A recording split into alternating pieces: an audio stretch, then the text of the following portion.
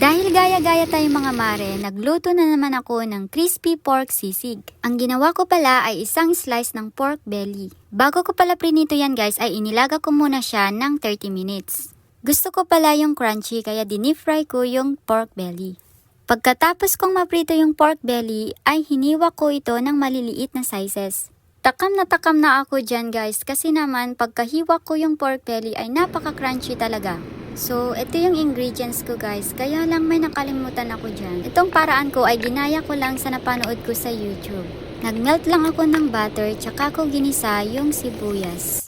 Tapos, isunod na rin natin yung hiniwa nating pork belly. Tapos, imix-mix lang natin siya hanggang sa ma-melt yung butter ulit na nilagay natin. Tapos, inad ko yung chili na green para pang pa-spicy, tapos mayonnaise, tapos i-add ulit natin yung natitirang sibuyas at green na sili. Nakalimutan ko pala dyan mag-add ng oyster sauce at saka chili powder at kalamansi, katas ng kalamansi. Kaya kung magluluto kayo guys ay dagdagan nyo na lang.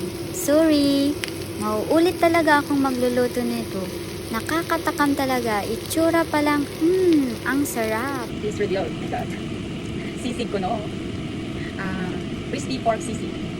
This reveal. Sarap.